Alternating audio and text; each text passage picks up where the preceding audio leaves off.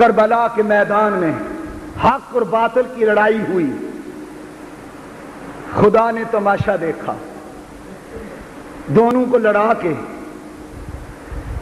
تماشا دیکھا، بھلا کون میری یاری کا حق ادا کرتا نظر آتا ہے، دنیا کو گواہ بنا دیا، سرے میدان لڑائی کرائی تاکہ دنیا دیکھ لے حق والا کون ہے اور باطل والا کون ہے، سچا کون ہے، جھوٹا کون ہے، ظالم کون ہے، مظلوم کون ہے، اپنا کون ہے، بیگانہ کون ہے، یار کون ہے، اغیار کون ہے، وفادار کون ہے، غدار کون ہے۔ یہ تماشا اس نے دنیا کو دکھایا اور خود بڑا بے نیاز بن کے یہ تماشا کربلا میں دیکھتا رہا۔ یہ کیا داستان تھی کربلا کی، یہ کیا تماشا تھا کربلا کا۔ 14 صدیاں گزر گئی ہیں، لوگ آج تک رو رہے ہیں، آج تک سسکیاں ہیں۔ 14 صدیاں بیت گئی ہیں، ایران والے رو رہے ہیں، پاکستان والے رو رہے ہیں، افغانستان والے رو رہے ہیں، ہندوستان والے رو رہے ہیں، مشرق والے رو رہے ہیں، مغرب والے رو رہے ہیں، جنوب والے رو رہے ہیں، شمال والے رو رہے ہیں۔ جب سے کربلا کا حق اور باطل کا وہ خونی مقابلہ آسمان نے دیکھا ہے، اللہ کی قسم اس دن سے لے کے آج تک آسمان خون کے آنسو رو رہا ہے۔ اور علماء لکھتے ہیں کہ یہ آسمان کے کناروں پہ شام کے وقت جو سرخی نظر آتی ہے یہ کربلا کی سرخی کا عنوان ہے۔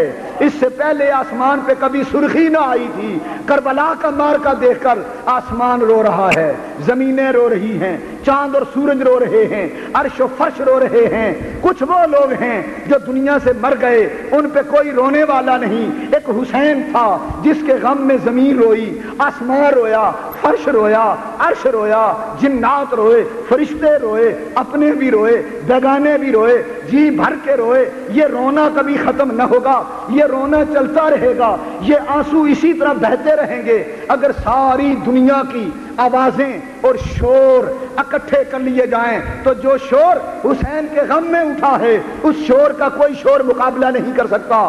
اگر ساتوں سمندر، بحیرہ اوقیانوس، بحیرہ کاہل، سارے سمندر جمع کر لیے جائیں، جتنے آنسو حسین کے غم میں بہے ہیں ان سمندروں کا پانی ان آنسو کا مقابلہ نہیں کر سکتا۔ جتنا غم حسین دنیا میں ہوا ہے اتنا دنیا میں کوئی غم نہیں ہوا۔ آخر وجہ کیا ہے؟ میں کیوں روتا ہوں؟ آپ کیوں روتے ہیں؟ یہ غم کیوں ہے؟ یہ پریشانی کیوں ہے؟ یہ اضطراب کیوں ہے؟ یہ التہاب کیوں ہے؟ یہ دنیا مصیبت زدہ کیوں ہے؟ یہ حسین کا نام سن کے آنکھوں میں آنسو کیوں ہے؟ اس لیے ہے کہ ہم سب مل کے پکار رہے ہیں اللہ الصمد، اللہ بڑا بے نیاز۔ اللہ جب اپنے نبی کی آل کا لحاظ نہیں کرتا، ان کو بھی امتحان کی بھٹی میں جھونک دیتا ہے، ہم کس بات کی مولی ہیں؟ ہم کیا شے ہیں؟ ہماری حیثیت کیا ہے؟ لوگوں، اہل بیت کی مودت ہم پہ کیوں فرض کی ہے؟ اب بات سمجھ میں آئی ہے کہ ان کو ستانا تھا، ان کو ستانا تھا۔ اہل بیت کی قسمت میں ستانا لکھا تھا، کر دیا تقسیم قسام ازل نے۔ جو شخص جس چیز کے قابل نظر آیا، پروانے کو دیا جلنا تو بلبل کو نغمہ، غم ہم کو دیا جو سب سے مشکل نظر آیا۔ خدا کی خدائی میں جو سب سے مشکل امانت تھی، جو سب سے بڑی امانت تھی، جو سب سے مشکل سبجیکٹ تھا، جو سب سے مشکل مضمون تھا، وہ نبی کی آل کو دے دیا اور کہا اے میرے نبی کی آل، میں قیامت تک تم پر درود پڑھوں گا، میرے ساتھ میرے فرشتے بھی پڑھیں گے، نبی بھی پڑھیں گے۔ اللہم صلی علی محمد وعلا، کھل کے بولو، وعلا آل محمد کما صلیت علی ابراہیم وعلا آل ابراہیم۔ میری ساری خدائی تم پہ درود پڑھتی رہے گی تو ضرورت اس بات کی ہے کہ تم درود کے قابل بن کے دکھاؤ۔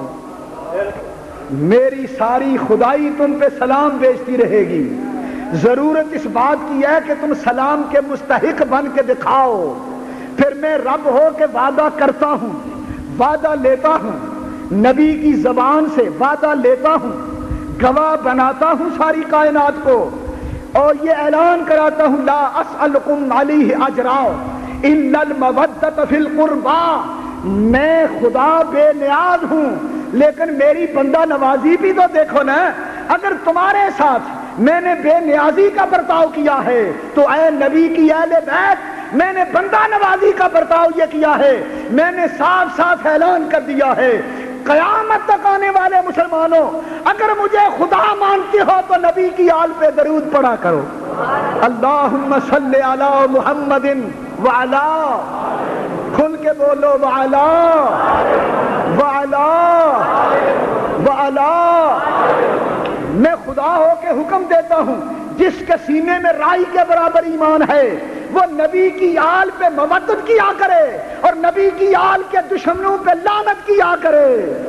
اللہم صلی علی وعلا آل محمد، یہ ہے مودت۔ اس لیے مودت کا حکم دیا ہے کہ جو کام نبی کی آل کر سکتی ہے وہ کوئی کر نہیں سکتا۔ یہ حسین تیرا ہی کام تھا، سبھی لال تو نے فدا کیے، تجھے ان ستاروں نے ڈوب کر شب غم کا چاند بنا دیا۔